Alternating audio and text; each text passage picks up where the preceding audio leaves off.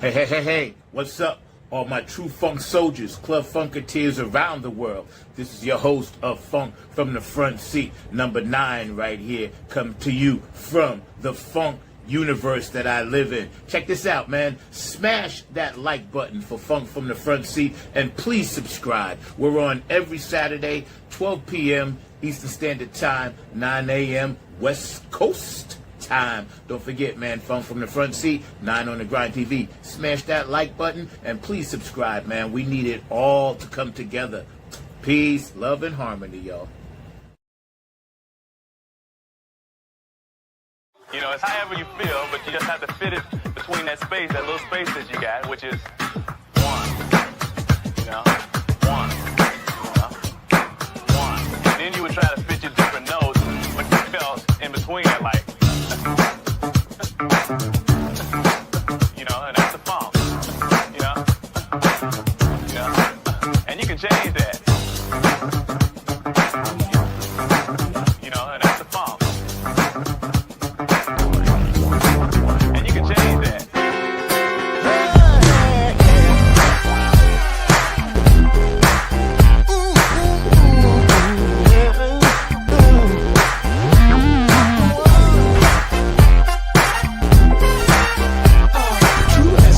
The funk is the power of the one. It's the power of the one. You know this funk has just begun. You can lean on it. Let your mind be free, Bob. Night shall not won't die. But I need the funk, baby. Benson, hit back.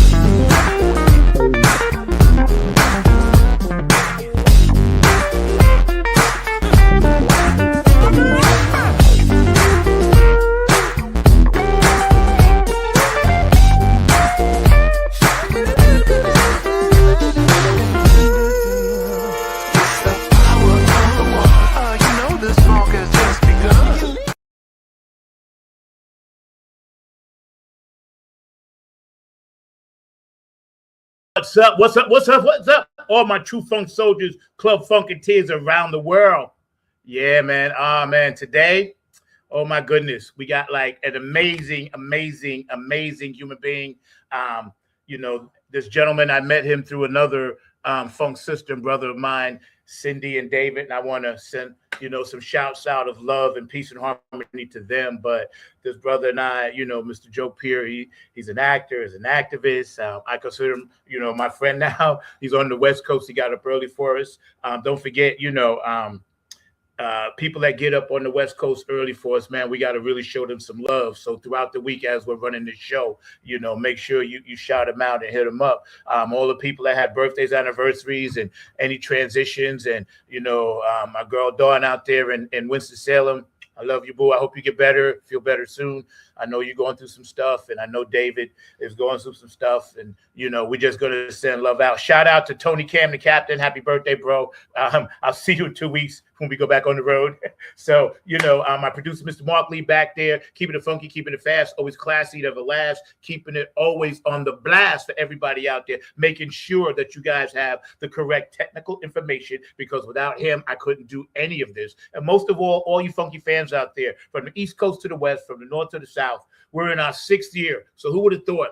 During COVID, 6 years ago, we came up with this plan and put this plan into motion. And here we are 6 years later, still on the grind. You can watch it, Not on the Grind TV, on YouTube. Smash the likes and all that good stuff. You know how social media works. Today is a special day because I'm really, really souped up. Anytime we have a guest on for the very, very first time, we get them to, tell us their story and share their journey. And, we introduce them to the funk audience out there that they may not know or may know. And already the brother said, we got mutual friends, so that's dope. Anyway, without further ado, I'm going to bring my man on. Mark will be back later. But right now to the stage for the first time on Funk from the Front Seat, Mr. Joe Peer. We appreciate you, brother, and thank you for popping on. You see me yet? Oh, hold on. Mark, you back there? You were breaking up just a little. Hold on 1 second. He's on, he's in. He's on. Hold on. All right. I know what it is. Hey. Yeah, I got you. I figured, yes. My producer, Mr. Mark Lee, back there, normally does this, but I'm working it forward. I got it. How are you, sir? Right. I'm good. Good morning from Seattle. How you? You come from Seattle? Yes. Good morning from Seattle. Wow. Okay. That's what's up. I always ask this, what's the weather like over there? The weather's been kind of nice, man. It was a little cloudy this morning, but it seems to be breaking up. I see a lot of blue sky, which is a good thing because very exciting happenings here in Ballard this weekend. It's the Ballard Seafood Festival. So everything seafood, man, will be out on the street. And it'll be a lot of food choices. There'll be a lot of music throughout the day. I'll probably hit the main stage tonight to catch the main act. I caught the main act last night, and it was an 80s cover band. A lot of fun. People just dancing, having a good time out, living life, Yeah. And I've also looked at some of your videos, man, and you make people very happy, man. Power of the funk. Yeah, that's my big brother Bootsy, and it's like, sometimes I get away with playing stuff because I'm a Club Funketeer ambassador, vice president. So a lot of times he'll send stuff out, and that's like actually from his 2 years ago, I think. But there's certain things that I just like to utilize the message for the show. And Power of the One, we all know what that one is. You've been touched, been blessed heavily by the one. It's amazing. For my audience tuning in, and again, we're hanging out with Joe Peer. He's in Seattle, Washington, and nice enough to come on early with us. For my audience that's meeting you for the very first time, tell us a little bit about your background and what you do and that kind of thing. All right. Well, what brought me onto the show is that I'm an actor and just here to share that story, how I made it to where I am today. I think it's kind of an interesting one. We're kind of the same age, and so I knew I wanted to be an actor since I was 8 years old. I just knew that's what I wanted to do. And I remember finding a little newspaper clipping in the San Diego Union. I grew up in San Diego. And I cut it out and I showed it to my mom. It said, be in television commercials, call such and such a number, right? So my mom agreed. We called and we made an appointment. We went down to this guy's office. I'm assuming he was an agent or something. What do I know? I'm 8 years old trying to get into the business, right? So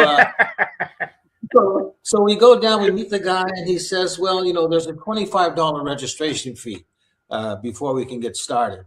So my mom said, well, we're going to have to talk to your dad before we spend that kind of money. So right at the dinner table, I showed my dad the little newspaper clipping. My dad looked at it, put it on the table, then said to me, people like us do not become actors. Wow. And that's like your father saying, no, you don't have permission to do that. to do Right, this. right. So I never brought it up again. But the question always stayed with me. What do you mean, people like us? What does that mean, Yeah. people like us? Yeah. Now, as a kid, I never saw Mexican Americans on TV. I never saw anybody speaking Spanglish on TV. I never saw anybody playing Mexican music at their barbecues on TV. So I wasn't sure, is that what he meant? Because people like us didn't exist on television at that time, so it was an unrealistic dream, or was it more based on a machismo thing? Because my father was a longshoreman. He was a real working guy, working class guy, and the arts is not how a man makes a living. So, and it also could have been, his idea of success. His idea of success, which is valid, is you find a good job, a good paying job, you Yeah. get married, you buy a house, and you raise a family, and that's how he equated success. So Yeah. anyway, getting back to the answer of no, you can't do this. I let it go, brother. I let it go for years, and I actually wanted to become a history teacher because of a very inspiring history teacher I had, who really gave me some focus in life. But I was also dabbling in music at the time. Well, this is where the activism came in. I was also part of because of the Black movement of the 60s, that gave us Chicanos permission to find our identity. And the Chicano movement evolved. Alongside with that was the farm workers movement, which I became very involved with. And so at that time, because of the farm workers movement, Luis Valdez had created Teatro Campesino, which was doing street theater out in the fields for the farm workers to raise awareness about the unions. So I had some friends who created a street theater group, a political theater group. And they said, and I was already in my 20s at this time, mind you. So Right. from 8 years old to 20, I never thought about being an actor. So when I'm with my friends who had this street theater group, they asked, hey, we need someone to play some music behind this scene. Would you do this for us? So I said, yeah, I'll do that. So I did a little bit of guitar here, whatever. Then they said, hey, we need someone to say this line. And then it turned into, hey, we need someone to play this small part. And that turned into, I really like this. I really do like this. And the passion was just ignited. Yeah. And Picture. and I said, okay, I'm going to go for it.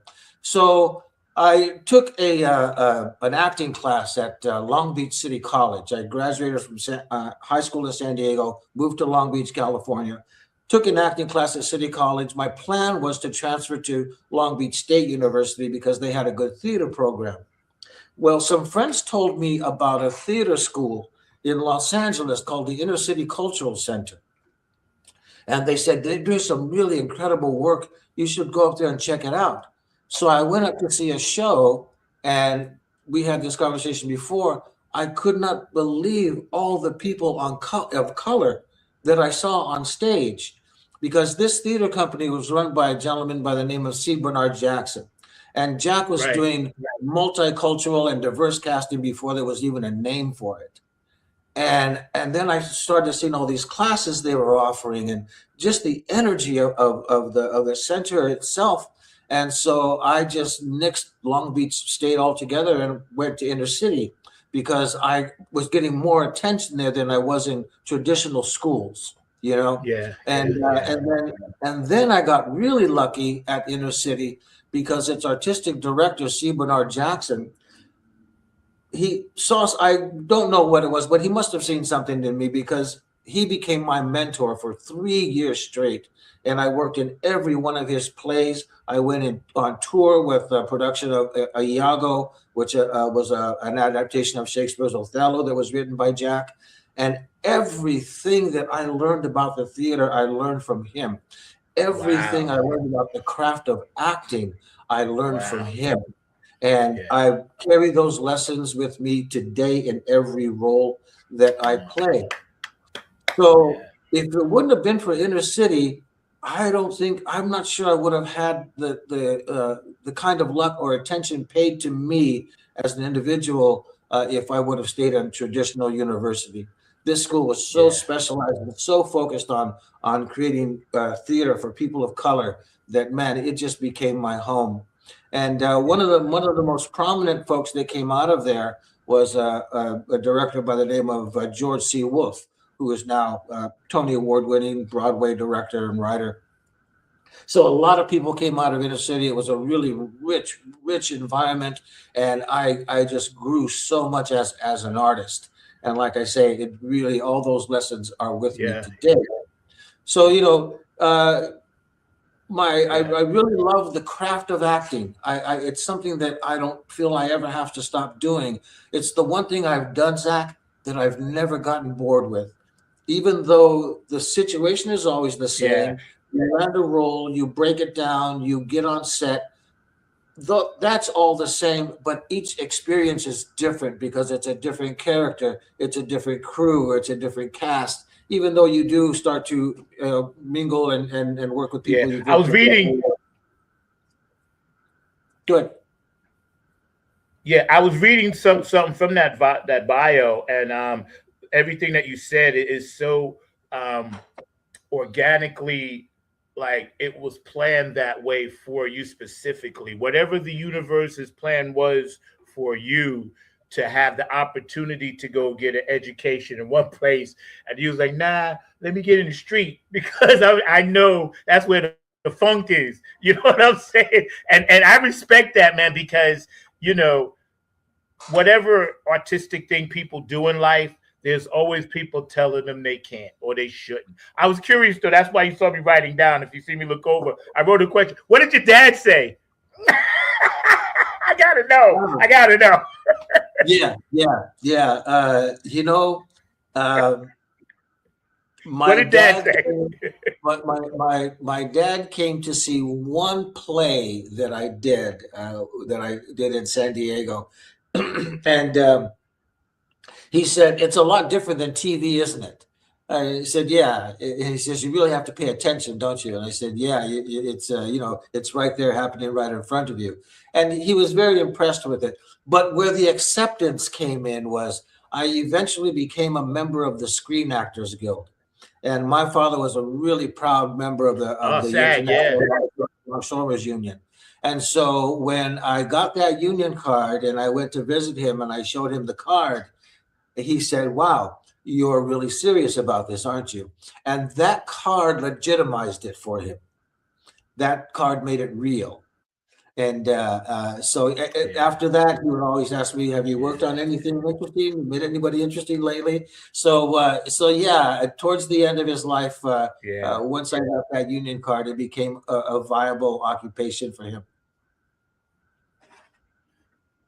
Yeah. You know what's cool? It's like when I hear these stories, and we're hanging out today with the amazing man. He's telling his journey, sharing it with us. We're going to show a few of his clips as well, Mr. Joe Peer. When I hear these stories of how your pride of being a Chicano, like you mentioned, and it never deterred you, it just gave you more fuel. People like yourself, I hold in high esteem because sometimes the movement is one. It doesn't have to be millions. So sometimes in this movement that happens, you're a movement of one, and then you open it up for others, and they have that pride. And I know, as an Afro-American man, I mean, doors are always closed, open, or whatever. But when people fight through things, I love to see that. And not that it was a fight that you did alone, but you're alone. You know what I'm saying? You have to go. You have to be on and give, on stage, giving that thing that you possess to everyone, and then receiving the accolades or not, but you still like, nah, this is what I'm gonna do. That's when people find that in life. I find that to be truly God's way of saying, everybody has that. You just gotta find that one thing, and that's the blessing part, man. Talking about it because you now are gonna inspire other people that may watch this show, man. That's dope. That's dope, man. I don't know. Mark is back there hanging out. I think he's busy, but he'll be back later. I do have a question for you. When you are on set and you're getting in that zone, that space, what are one of the ways that you motivate yourself to play this part, to play that part? You know what I mean? Like people may want to know, how do you get motivated? Because you're very like multiple. You can do multiple things, multiple parts. I've seen it, so we're going to show it. So how do you do that? You know, there's a couple of things I do, but one of the things that I don't know if other actors do it, but music. I will find a piece of music that really supports the scene, the emotional intent of the scene, and the emotional peaks and valleys, and that kind of sets the tone for me. And then once I've set the tone, I can enter the scene with that tone, and I feel more focused. So sometimes music will do it. Sometimes a little meditation or a phrase will do it. In my script, if you were to look at my script on set, in the margins are all sorts of little notes and arrows that point here and go there and say this is connected to this and this is connected to that. So you know, I like to enter a scene as focused and grounded as possible. So I use multiple tools, music and little mantras or meditations do it for me. Yeah, that's awesome. Because as a musician, I'm proud of that.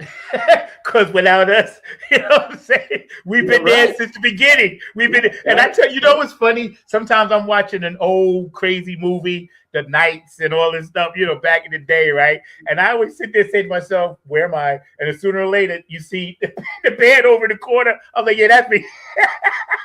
Right, exactly. You know, I was listening. Yeah, I was listening to Quincy Jones's album "Walking in Space." Yes, and you know, his music is so cinematic. When I'm listening to his jazz, I'm listening to the tunes.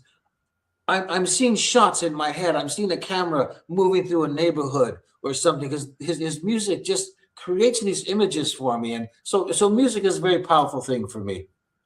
Yeah, that's good to know, because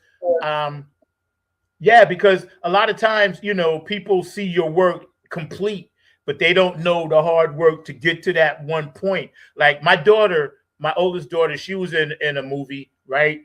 But she was actually on the one of them sitcom things, but she was a baby in a carriage. But then she was also in this movie, right? And I remember going to the set, and I had been on sets before, but I remember going to the set, and she had to literally be there 8 hours for them to shoot 2 seconds of film. The poor girl was like completely, she's on the diving board. She had to, you know what I'm saying? She was on the diving board, no less. And all the kids had to be, and they for whatever reason, they couldn't just get it right. It was all day, right? And the parents, we sit there in the bleachers.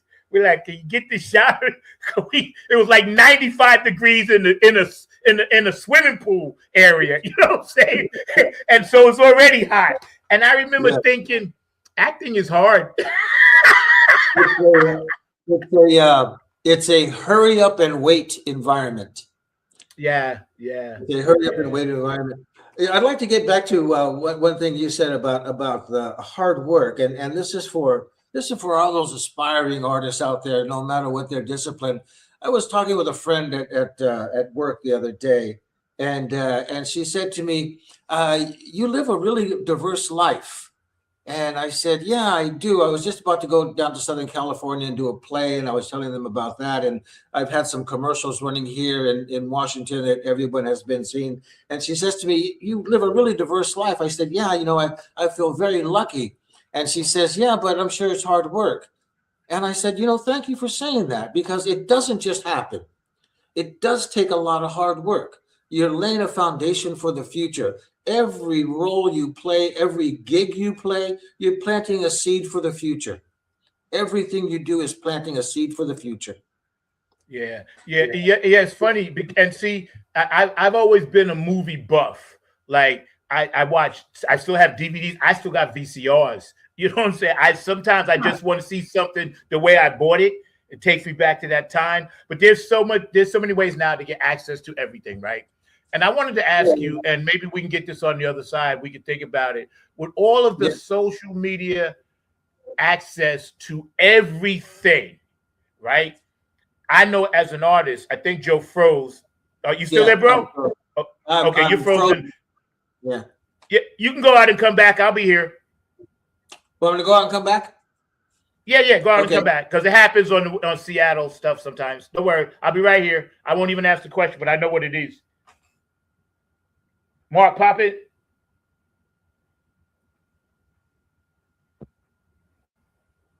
You there, Mark?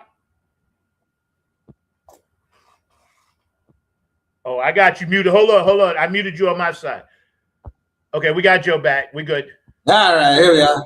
Yeah. No worries. I was going to ask you, right? Like, I know for social media aspects, are you guys able to keep track of your earnings like you're supposed to without, because I don't like to see bootlegs and stuff like that. But in the music game, we just write it off as a part of it. We ain't gonna never make what we're supposed to. How is it in your field?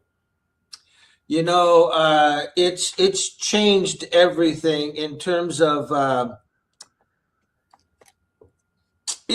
everything. There's a lot of regional stuff going on. You still have national commercials, but a lot of national commercials these days are being done by big name stars, right? So what's available for someone like me, who's always been an under the radar actor, is more of the regional stuff. But the regional stuff is now a buyout. Even the national stuff has become a buyout. So since there are no more residual situations happening, there's nothing to track. It's hard to determine, is that lump sum equal to what you would have made if you had residuals? That's hard to figure out as well, because as you know, and you've already pointed out, with the social media and the internet, it's the wild, wild west, and anybody can do whatever they want within reason. Which brings me to one other thing. I had a conversation with a young lady about a few weeks ago, and she is a comedic stage actress and circus performer and a voiceover artist, or wants to be. Anyway, she came up with this little TikTok thing where she found these 3 strawberries. One was a good-looking strawberry, one was not so good-looking, and one was a terrible-looking strawberry. And she gave these 3 strawberries a different voice. And then she put this up on Instagram, right? Well, on Instagram, and I just learned this, apparently people can capture your sound and reuse it however they want. So anyway, this little 3 strawberry voice thing that she did has been reused over 1 million times by different people in their videos. And I was amazed that, she does not get a dime. So we're creating an environment where we're basically being taught to give it away. Yeah, I'm glad you said that. For finally, and we have other artists that see this, but finally we're hearing it from a different side point of view of an actor, actress / actor, actresses or whatever this young lady was, but just by her doing something of hers original, because we've opened the door so wide. For instance, right? I got to check the other day from Spotify, my videos, downloads, music, that. It was for $58. Now, I took the 58. I needed it, but it's just like, I know there were so many people, digging it. So it's like with this girl, I feel sorry that it's like, oh man, how we can't even help her because there's no laws, there's no, what do they call it, guardrails, and we're going to get into the political stuff on the second half. There's no guardrails or anything, bro. We're going down the road like that now. She has no I think control. Mark has a question about AI. Is that true, Mark? Yeah. It's crazy. Mark, you had something? Come in. Mr. Mark Lee, producer, phone from the front seat, Line on the Grind TV. Are you on mute? No, you're on mute. You're on mute. Unmute. Unmute. We can't hear you. Yeah, he's got to come back. I know what he's going to ask, though. I think it's something about AI, which we all got to live with now. What are your thoughts on that? AI is a big problem. Big problem for us. Did you want to ask a question, Mark? Yeah, can you hear me now? Yeah. Yeah, you can hear me now? Yeah, you good, bro. Yeah, good. Thank Well, you. the other question that I was going to ask you is, I know that AI is definitely impacting the theater and the film world, and definitely I was just wondering your thoughts around the impact of AI, because I've heard a lot of people in the acting community say that they are concerned that eventually we might not see that many movies that are actually starring real people because they're going to star AI. Because apparently there's like some AI movies that are already out that don't even have actors. They got AI talent and everything like that. So I just wondering, how concerned are you as an actor about this notion of AI taking over the industry? I'm really concerned. I'm very concerned about it. Not just as a performer, but it's going to decimate other areas of the business before it hits me. There's an AI actor who just booked a movie, and so let's see how that plays out. It all depends on how receptive the audience is going to be to that kind of image on the screen. Uh, Myself, I not happy about it. But let me get to what I was going to say. I think it's going to have an effect on other parts of the industry first, as it's already having an effect on graphic artists. There's a big movement here in Seattle amongst the film community where some film community folks are pushing back saying, look, if you're going to use AI on your movie posters, I'm not going to support your film. Because what's happening is you're knocking out a segment of the artistic community, the graphic designers. Yep. They're going to lose Yep. that work. I think Yep. we've already seen AI decimating the voiceover industry, particularly book narrators. We're going to see AI start to build set designs and costume designs. That's going to put designers out of work, and it all depends on how filmmakers embrace AI and use it. There is an active movement of filmmakers who are dedicated to not using AI. There's also movements happening right now to make it necessary for the filmmaker to label his film, this was AI produced, or no AI was used in this film, or aspects of this film where AI was used in this film. It's important to identify AI so that people can recognize it. Now, there's some things that AI can't do when it comes to a performance. That's right. That's right. If you look back at Yep. Viola Davis and Mhm. her performance in Fences, when she has that breakdown in front of Denzel Washington's character, AI can never produce that kind of honesty. It can mimic it, but it can never truly produce it. The movie Hamnet was really one of the most beautiful movies I had ever seen, one of the most beautifully acted movies I had ever seen. A friend and I were talking after the film, and I said, AI could never make a movie like that because there was too much humanity in it.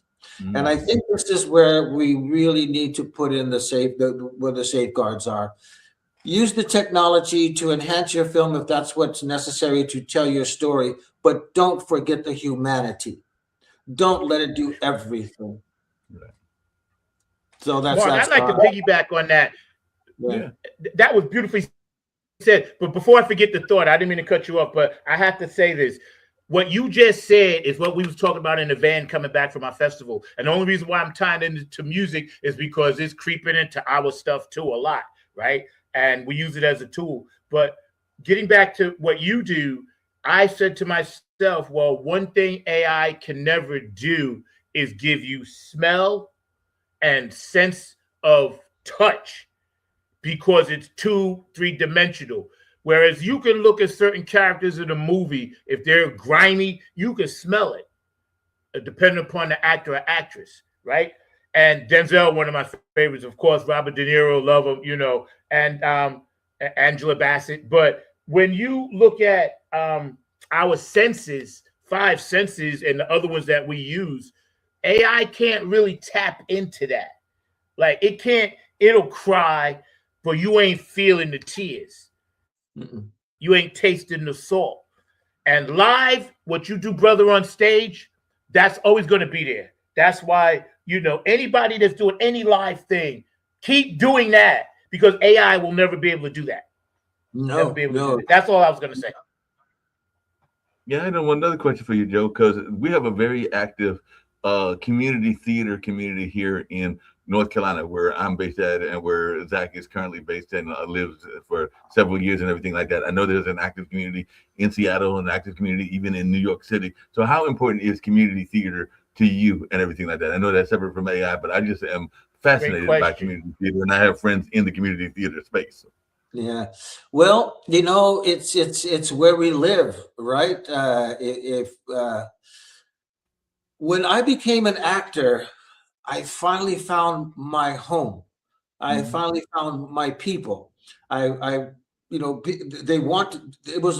I was amongst a group of people who wanted me to be there, who wanted me to be a part of things, and that's what we all want. We want to feel a part of something, and that's what community theater means to me. When you find a theater home and you can do play after play, and you work with the same directors and work with the same actors, that's where you really grow. It's one of the few things left that we do that's a communal involvement. Not only just being in the theater where you're building a show, but once you open the show, I mean, think about what happens. It truly is magic. Is that you create this environment, you create this illusion, and then people buy tickets to come and see you, and then they sit down and they say, "Okay, take me wherever you want to go." I was doing a production of The Odd Couple in California in the community theater. In the community theater, I had done several shows before, and you had to be Oscar. You were Oscar. I was Oscar, yeah. And so I know you Oscar. So I, each night before the show, about 10 minutes before they would call places, I found this little corner behind the set, behind these flats, and I would just go sit there and do a little meditation for about 10 minutes. Anyway, the director noticed me there each night. So one night he came over and we just started chatting. And he said to me, "What is it about the theater that keeps you coming back?" And I said, "I love the magic of it." And he says, "What do you mean?" I says, "Look, check it out. Look where we are. We're backstage. We're behind this piece of wood. All it is a piece of plywood with some stands holding it up and some sandbags making sure it doesn't tip over. But on the other side is the New York apartment. And an audience is going to come in and they're going to see that apartment and they're going to believe they're in a New York apartment." And that to me is magic. It's pure magic. Hey, That's why I love the theater. Man, hey, Zach, can I ask one other this follow-up is question? so cool because, yeah, hold on one second. You can stay on, but I just wanted to tell him thank you for giving us and taking us on this journey because I am on the edge of my seat here. That's why I'm twitchy anyway. You'll see if you do more interviews with me, which you will. You'll be like, "Why does he move around a lot?" I'm twitchy. I was born that way, right? Mark can tell you. I can't. But you're taking me on this journey, and it's so cathartic because of my childhood, and we'll talk about that offline. Go ahead, Mark. Go ahead, Mark.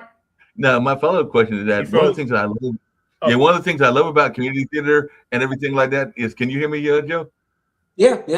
Okay. One of the things I love about community theater and all along those lines is the fact that community theater can actually let you explore things that are from the political and social justice front. And I know one of the things that Zach has told me is that you're also a social activist. I was wondering, how important is theater to you in terms of addressing social issues? Because one of the things I love about community theater is that they will tackle things that a lot of other people are afraid to tackle, including some of the mainstream television and films and all along those lines. So I was just wondering your thoughts around that, because to me, that's one of the beauties of community theater, is that you're able to tackle on issues that are important to the community, whether that's around homelessness, whether that's around things to do in our community like hunger and things like that. But there's all these things that you can actually tackle, even some of the things going on in our LGBTQ, IAA communities and everything like that. So I just wonder, how important is using theater as a tool for social activism to you?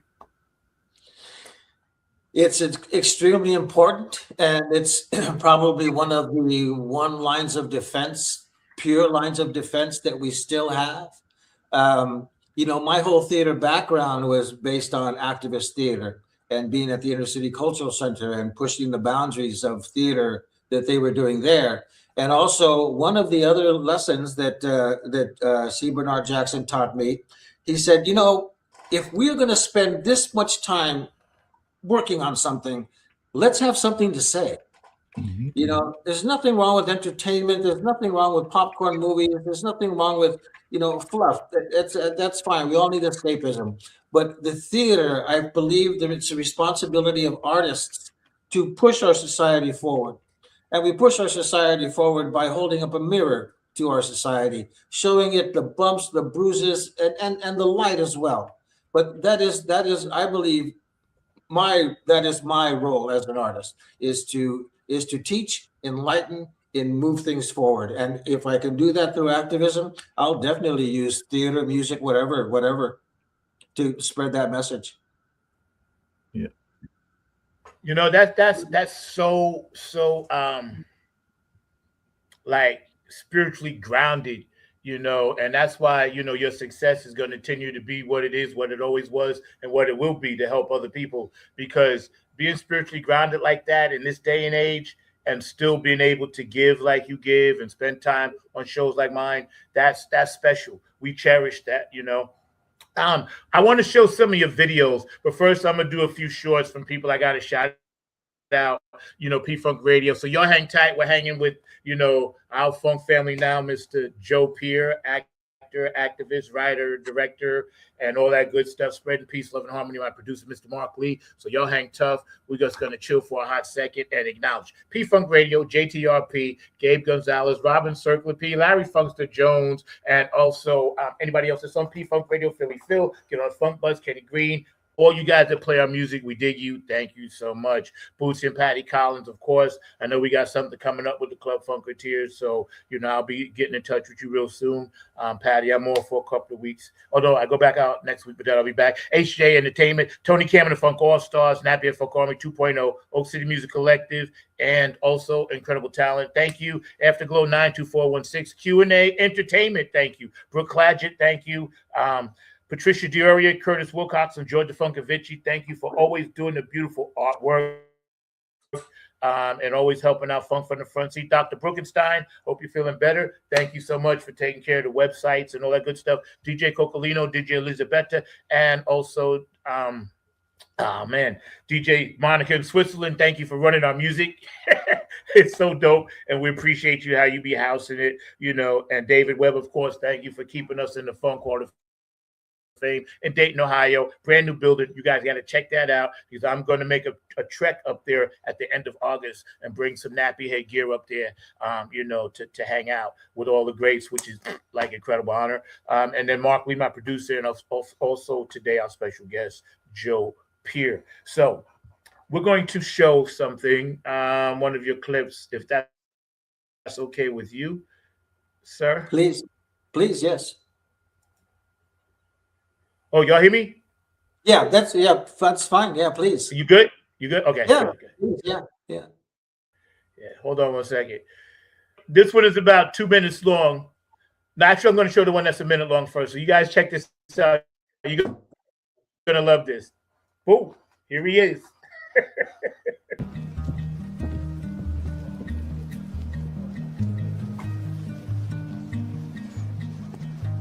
We're wired to handle life's changes, big and small. Requires us to adapt, to adjust. But together, it's time for everyone's least favorite game show. Is that your dentist? Or is someone trying to convince you your nephew's in a foreign prison? You won't know the answer unless you answer. It's not your typical retirement. So my SunTrust advisor checks in with us regularly to make sure we're on the right path. My air conditioning and heating costs were through the roof. Literally, air was leaking right through my roof. Now my whole house is being sealed up and insulated. I got back more than $1,000 from my utility company. Ah, the incentives, the savings.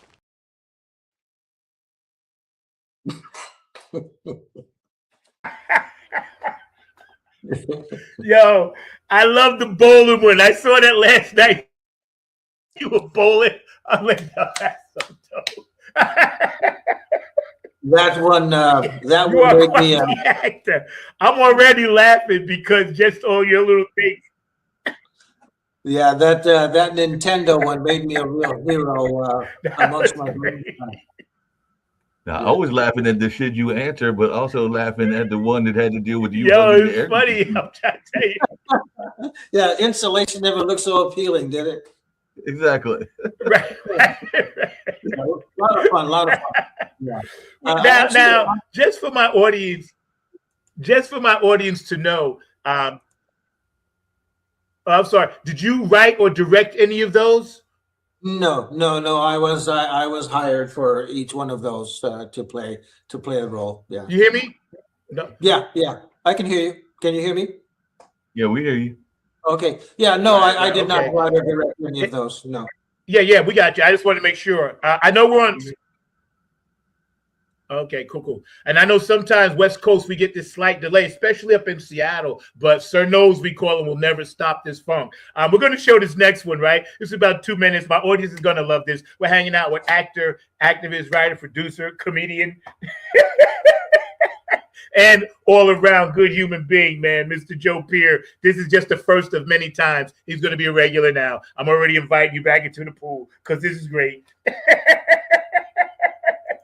This is great.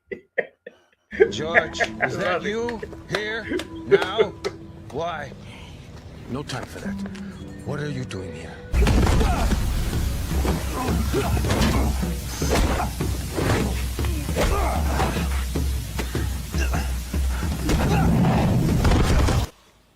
Hey, are you okay?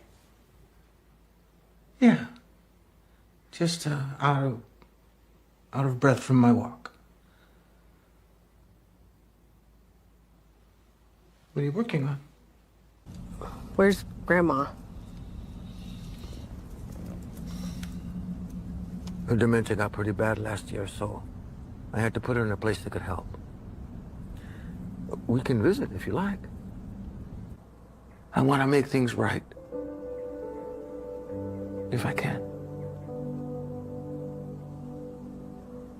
I can manage on my own. I know you can. You shouldn't have to.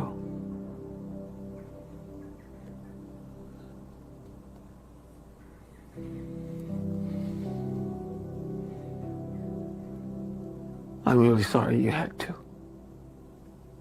Leave that guy alone and just go do your fucking job, huh? I'm not doing my fucking job, motherfucker. I'm fucking leaving. You fucked her back there, didn't you? Fucking Yeah, that's right. I fucked your fucking girlfriend. So what are you gonna do about it, puto? It's okay. It's okay. I want this. I want this more than anything. Thanks for stopping by. Hey, you take care now.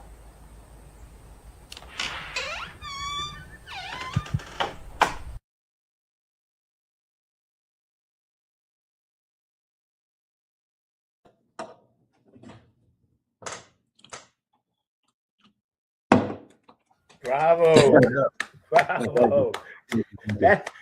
That one dropped the T. That's personal. I relate to that last one with the daughter, granddaughter. That's you can I gotta say it like this sometimes. New York, I'm from New York. You can act your fucking ass off. I'm gonna give you like my version. I'm gonna give you my version of an Academy Award. Okay, right here on this show, I'm giving you the Academy Award right here to Mr. Joe Peer, best character actor I've ever had on my podcast. You did a great job. Thank you. Man. That's dope. Mark, your thoughts? No, he was a great actor. I was impressed. I've been playing speechless? all those great roles and everything like that. So he was playing some very powerful roles and everything like along those lines. I did have a question for you, Joe. Have you ever thought about going on Make the it other short. side? Make it short. It's very short. Have you ever thought about going on the other side of the camera? Because Sure. I know a lot of actors that would love to be directors or filmmakers themselves. So have you ever thought about going on the other side of the camera as well? I guess I have. Yeah, I have. But it's something I don't think I have the experience to do. It's so much responsibility, have so much to think about. I really do love directing theater, however. I whenever I get a chance to do that, I always jump at it. But no, I enjoy being on set. I enjoy just watching. I love watching the director. Can I share a quick story? Yes.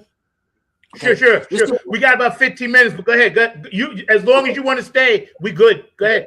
Yeah. Yeah. I wanted to ask you something at the end, but go ahead. Yeah, when I was, it's just about directors and learning and being on set. When I was in my 30s, late 20s, early 30s, I was living in San Francisco. And I started doing a lot of background work because I wanted to learn how films work. I wanted to learn how a film set works, what the roles were, what the actors do. I just wanted to learn the mechanics of a film set. Well, I got hired to do background on a movie called Peggy Sue Got Married, which was directed by Francis Ford Coppola, who directed The Godfather, which I was a huge fan of. So I was supposed to work for 2 days as an extra on background on Peggy Sue Got Married. My second day there, the on-set casting director came up to me and said, "We need someone to do this little featured bit pushing a cake down an aisle. You want to do it?" I said, "Yeah, I'd love to do it." And I said, "When are they going to get to that scene?" She said, "Oh, maybe tomorrow, the next day, but go to wardrobe." So I go to wardrobe. They put me in this waiter's tuxedo.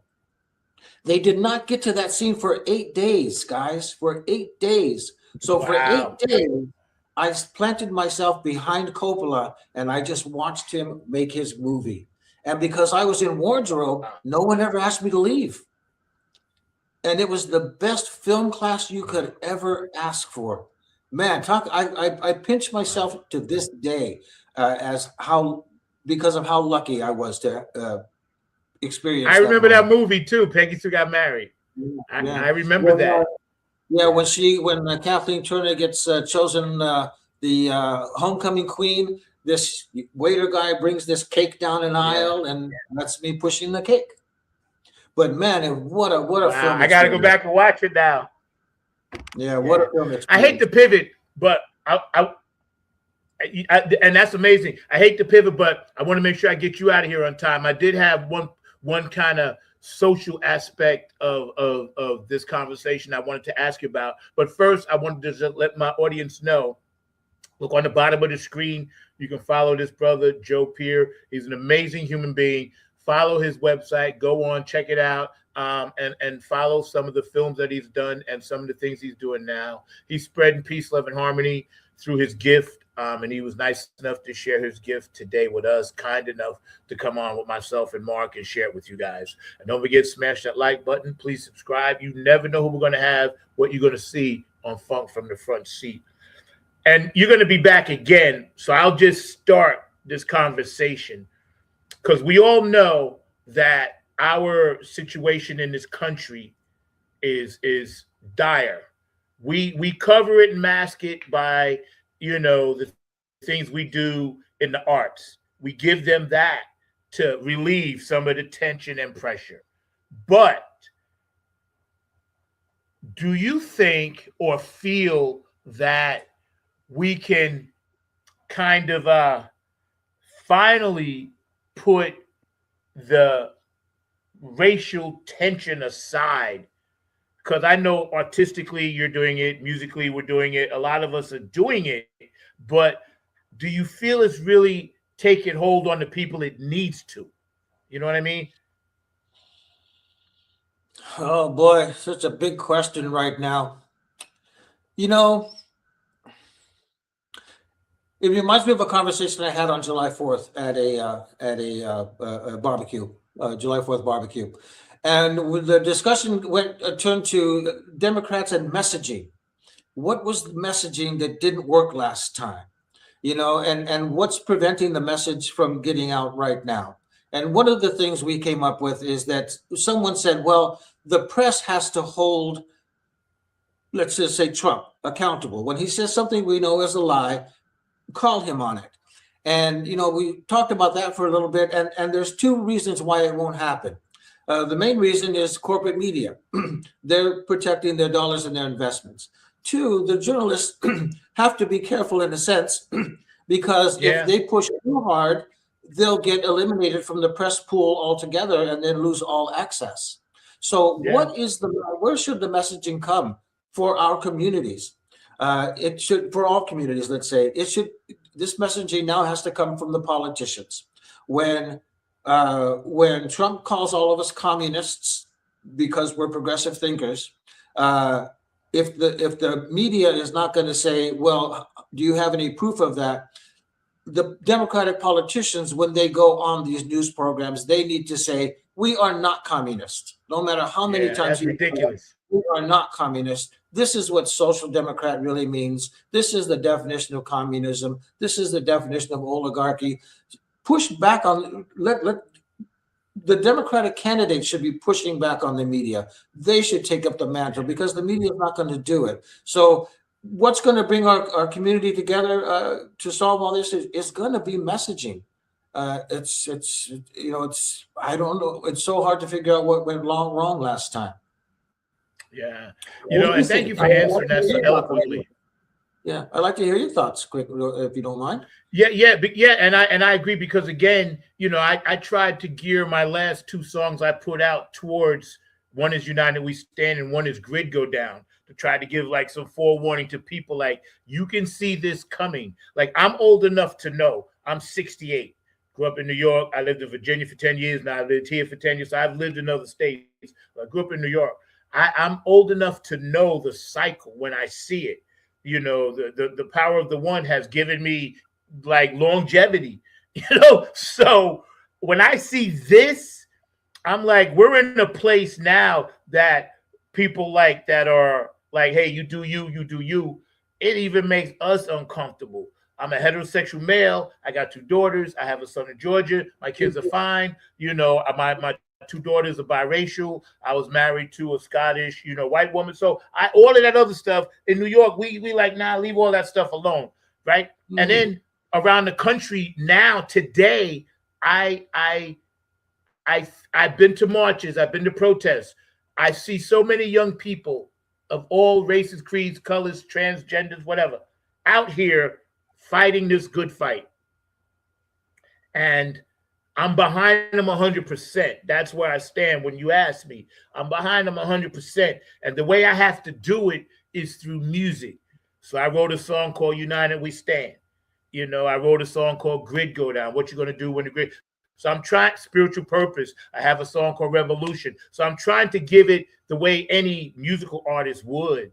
And I feel as an empathic spirit, I connected with you on many levels because we've talked several times. My audience don't even know way before this, right? I feel like you do.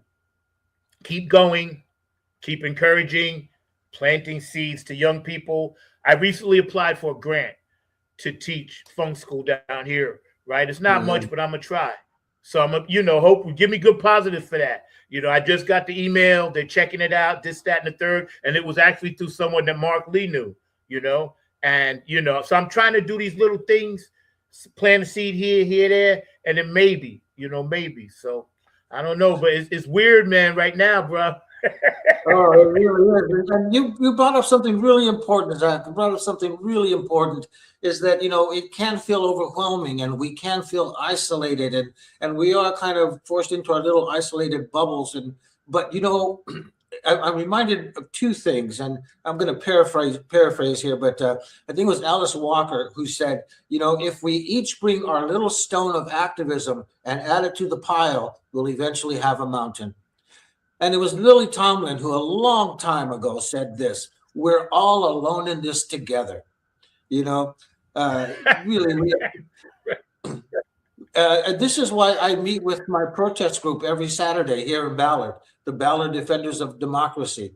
Every Saturday from 12 to 1 p.m. we meet at the corner here, and we have our signs. And that's my release. That's my not being alone. It's these people who keep me positive. It's these people who keep me optimistic. And when people are driving by and they're giving us thumbs up and honking their horns, we're giving them permission to express themselves as well. Yeah, I always honk when I see it because I just feel like, first of all, God bless you for even doing it. It's hot. You know what I'm saying? And again, you're voicing our freedoms, our right. It's our right. We should not be forced to do things that we feel as a group are detrimental to our own sanity and our own health. We have kids growing up in this bullshit. You know what I'm saying? You can grandkids, whatever, cousins, aunts, uncles, sons, daughters. You know, they should not be dealing with this bullshit. I'm gonna just say it like it is. It's facts. They should not have to be dealing with this. You know, it drives me nuts. Yeah. You know, coming from a Mexican American background, you know, this whole ICE thing has my family's just terrified. And we're talking American citizens. I'll share a story with you real quickly. I have a niece in Pasadena. She lives close enough to her work where she walks. Well, in between her home and her workplace is the bus stop where a young Mexican national was picked up by ICE. And so now she's afraid to walk to work. She drives to work. She's afraid to walk to work because she's brown, but she's an American citizen, brother. She shouldn't have to feel that way. Even if she wasn't an American citizen, she shouldn't have to feel that way. Agree. You know, so yeah, well, you know, we have a government right now that's terrorizing our communities. And hey, November, man, November, get out and vote, everybody. November. Yeah. And you know, that's right. I was going to say that. And see, the dark has to show up so the light can even shine brighter. But people that are now, wherever they are with this thing, there's no gray area anymore. I don't care who you are. You know, I may get kicked off the air tomorrow. I don't really care. Yeah. You know what he can do to me? I'm 68. What are you going to do? You know, but again, we need to speak up. We need to fight. We have to fight. We have to fight. The show I gave out American flags at my show on 4th of July. Yeah, because I'm a patriot. I have a right to give out a flag, and that's what we did at our show. Yep, and I'm not a communist. Yeah, there you go. Mark, keep it short. We got to get him out of here because I know you scratching at the glass back there. Short. Two very short questions. One you kind of alluded to, which is how important is it for people of one. Two. The second one's very short. I got time. How important is it for people of their Latin background to represent themselves on Okay, as long as you got time. Okay, could you repeat the question one more time? I'm sorry. Yeah, how important is it for people that are actors of Latin background to represent themselves and find representation in their acting community? Oh, you know, representation is everything, right? Representation is everything. I mean, that's we have to give young ones have to have someone to look up to. Right. Young ones need someone who they can identify with and say to themselves, well, man, if they could do it, I can do it. Right. You know, representation is everything. And so I think it's important across all our communities. Seeing people in roles that we don't normally see people in, right? Why do we never see any Latino airline pilots? Right. You know, we need people. We need to see Latino airline pilots because there are Latino airline pilots. You know, representation is everything. Yeah, I was having that conversation with you. And there's nothing that any of us, people of color, there's nothing that any of us are not doing already. We're already in all aspects of society. Right. I was having that conversation with a coworker of mine because they were talking about. It's sad because Martin Luther King. Hold up, Mark. Go ahead. Martin Luther King said to the lady that plays Uhura on Star Trek. Right. After the second season or whatever, she wanted to leave. You know the story. Maybe you can share the story of what he told her. Well, you probably know the same thing you do. The story goes from what I've read is she wanted to leave the show, but Dr. King convinced her to stay because he felt that her representing Black women on the show was more important than her dissatisfaction with the character or the job. That she needed to take on she had a bigger responsibility to take on, and she did it. And you know the rest is history. Yeah, she did. And you know, as a kid, like me, growing up in New York, we didn't see many black people on TV. You know, No, it, exactly, it was it was exactly. it was strange because I'm walking around. I'm like, there's millions of black people, but I only see like a couple on TV. Like, how is this possible? You know, Right. but you live and you learn. My dad taught me and my sister well.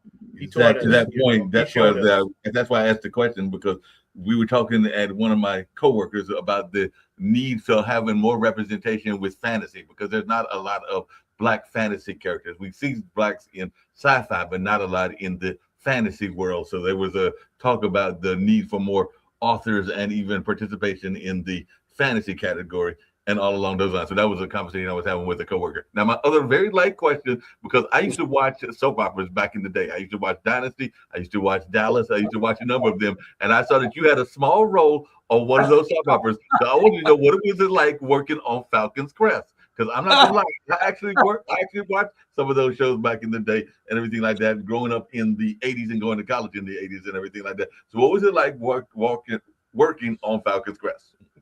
Oh man, I was so young, man. That's way back. Well, here's the story about Falcon Crest. Falcon Crest was the job that got me my union card. That was the job that finally put me over the top in points so that I could qualify to join the union. It was it was a lot of fun because it was one of my first professional jobs. You know, it's one of my first jobs where I was actually hired to say something. I wasn't in the background, and I was familiar with the show. But it was really exciting time for me. You know, I was living in San Francisco. That show was shot in the Napa Valley. Got a call from the agent saying, you know, you have an audition, and you know, go up to Napa and go see the people at Falcon Crest. So oh, I know what it was. I actually went to audition for a different role.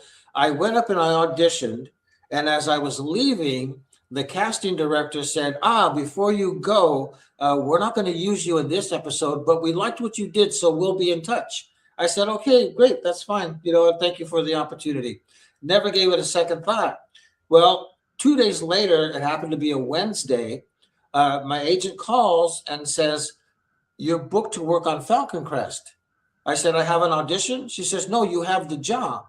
I said, but they're shooting that scene today. I auditioned for that the other day. Aren't they shooting that today? She said, no, it's something totally different. They remembered you from the last one, and they're giving you this part.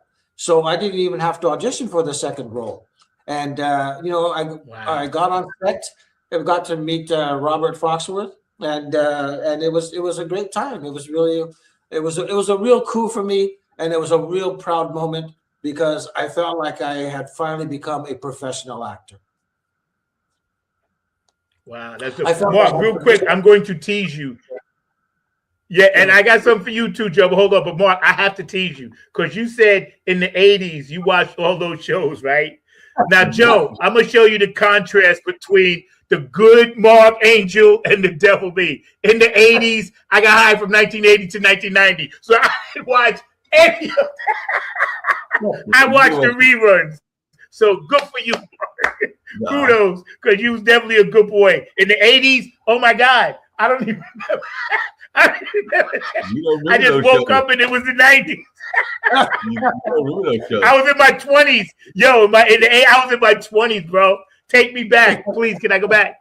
But on the real, Joe, for real though, right? I did watch a lot of those shows, right? And back then, I heard Gene Hackman say this. Maybe you can elaborate. He said once he'd be telling people, listen, from the distance shots, don't worry about my face. Don't worry about what I'm doing up here. Just get the shot. He said what matters is the close-ups. So how do you feel about that? Well, you know, close-ups, when you're first involved with them, they can be pretty intimidating because, you know, the camera's right there, right?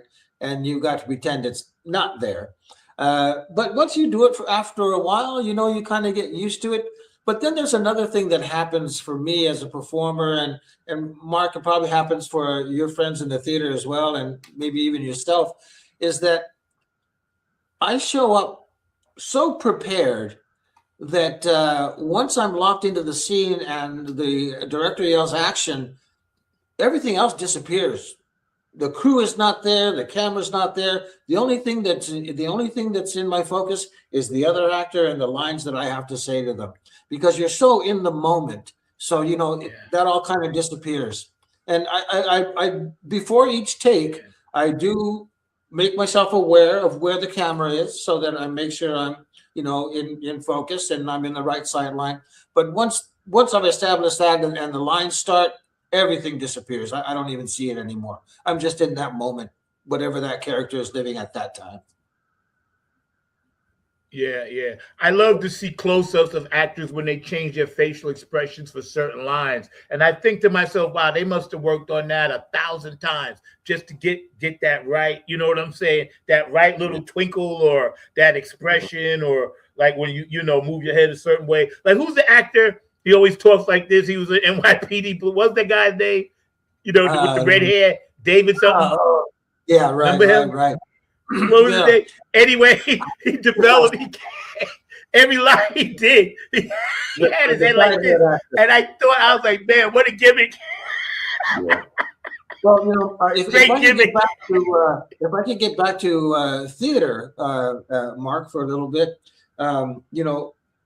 one of the main difference between acting for theater and acting on camera, in the theater, you act it because you're playing to the entire house. You're trying to project to the last row in the theater, right? In film, you think it because the camera is right there, and the camera will pick up the slightest motion. You don't even have to work at it. If you just think it, your emotions will come through. The differences between the two. Theater for me is like a trapeze artist without a net. It's that live theater, that live experience, and you get to play the through line from the beginning of the play to the end of the play. And it's like no other environment in the world. And I really do miss it.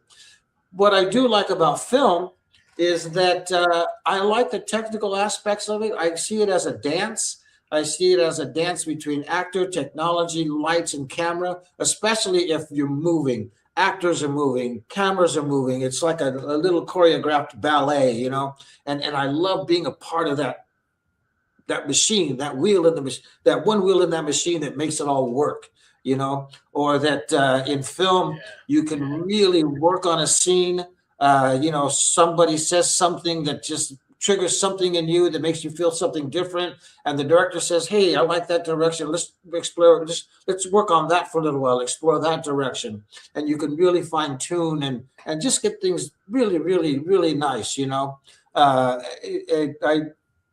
both really gratifying for me. But I do live. Who are some of your actors and actresses? Who were some of your actors and actresses that you watched pre-1955? Because I like to watch a lot of old movies simply because I love like the scenery of it. Being a musician, I'm always thinking theatrics, and I was always in plays and stuff. And I love looking at like the sets, right?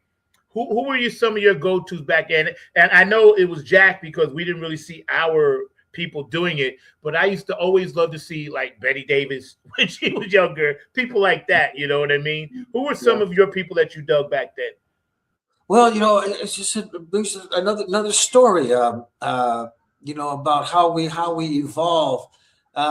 Even as a kid, I was very aware of movies. I was very aware of the technical side of movies. Even though I was watching a movie, I was very well aware that outside of that rectangle was a bunch of lights and wires and people doing all kinds of different jobs, But what really, here's the story.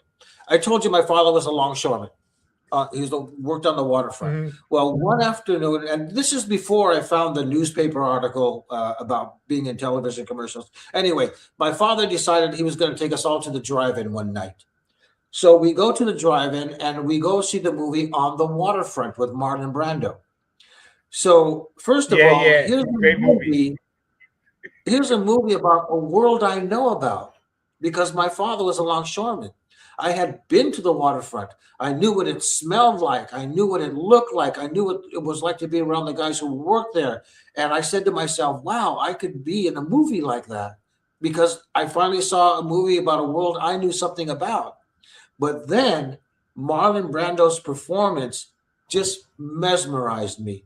Just the naturalness, just the realness, just it made me want to be an actor. So that was my first influence.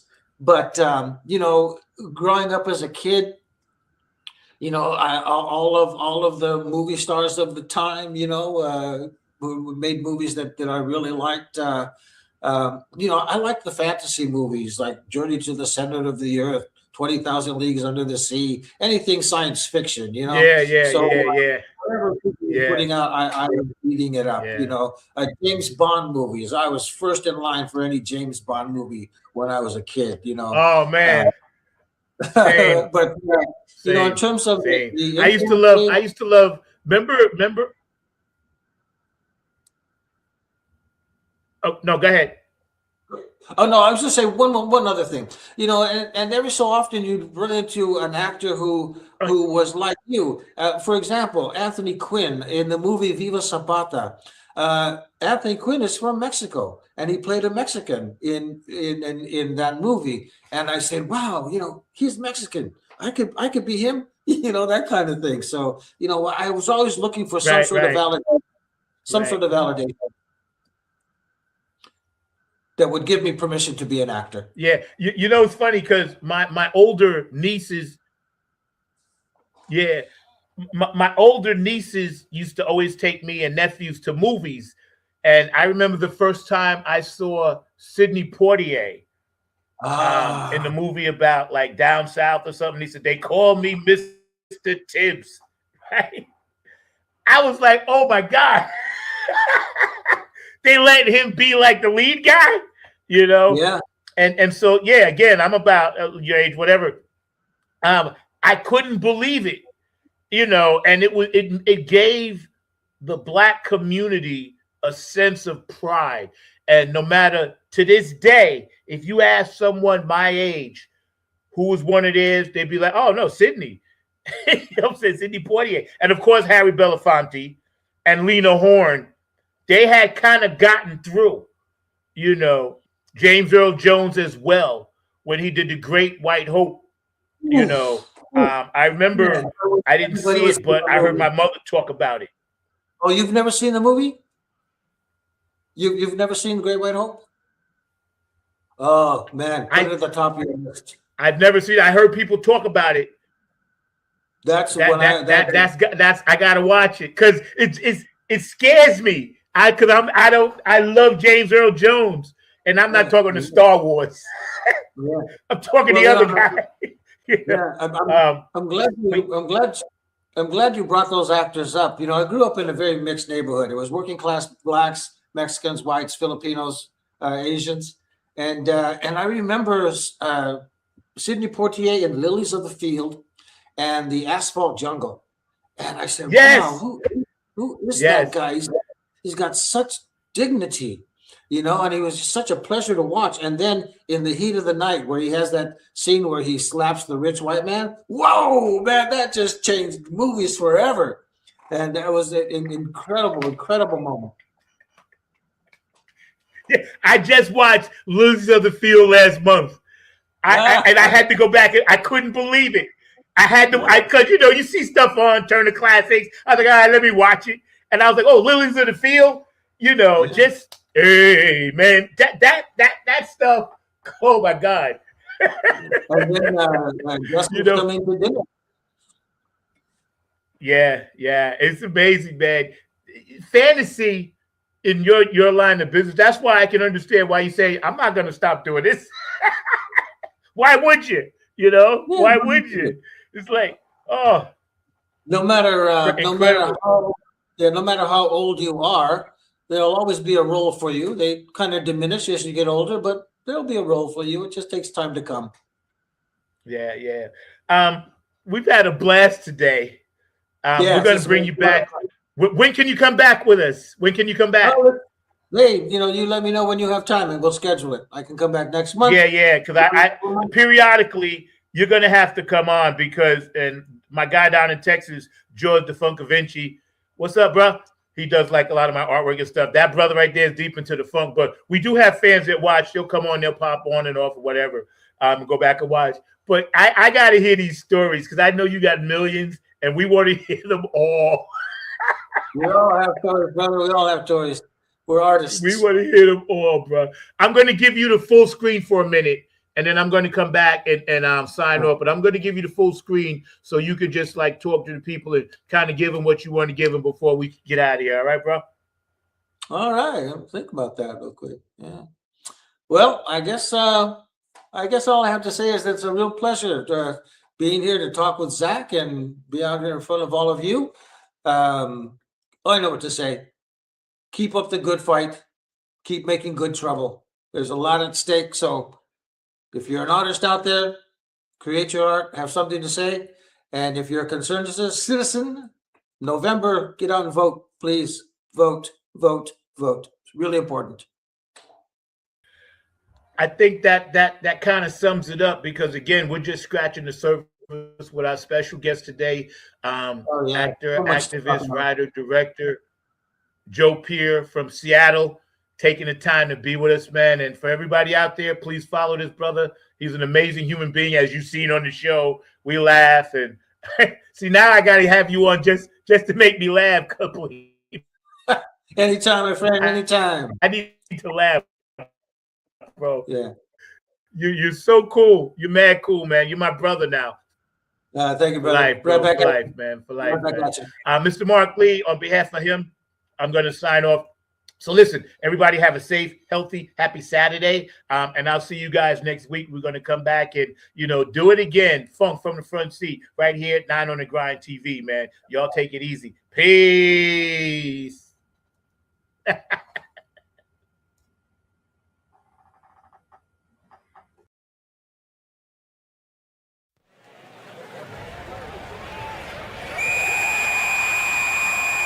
Penalty on the phone. 15 yards for faking the funk. Man, why you threw the flag? 15 yards for faking the funk. See what? It's the funk. It's the funk.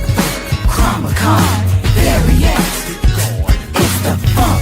Chromacon, variants.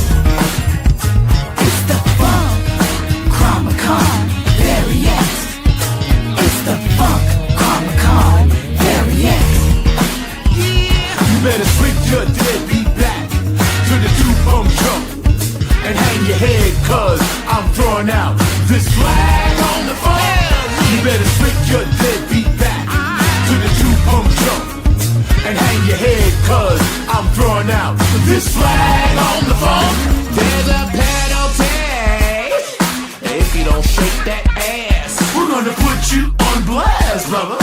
And if you don't shake that ass, there's a penalty on the funk if you don't shake that rump. Causing the earth to shake, rattle, and roll to the sound of the nappy bump. There's a penalty. You know we gotta step on the gas. And if you can't get with this beat, I'm gonna put you on blast.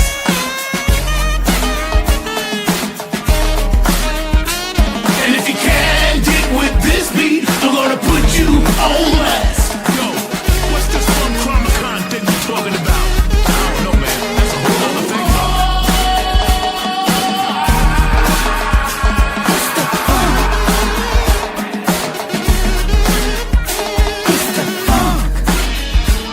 Everybody in the house say yeah. It's the funk. Chromacon, variants. It's the funk. Chromacon, variants. You better swing your deadbeat back to the two-pump jump and hang your head, cause I'm throwing out this flag on the phone. You better swing your deadbeat back to the two-pump jump and hang your head, cause I'm throwing out this flag on the phone. We're coming from the nappy land. Flag on the funk is not the plan. So let us play it loud for the new funk radio crowd. Stop throwing the flag on the funk and let me shake my rump. Squeeze me, tease me, and never let me go. I'm gonna flag on the funk.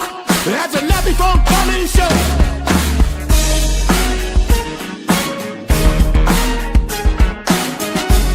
We ain't never gonna stop. We ain't never gonna stop.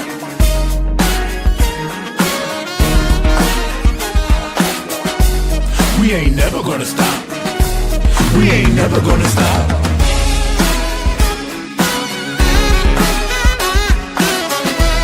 We ain't never gonna stop. We ain't never gonna stop.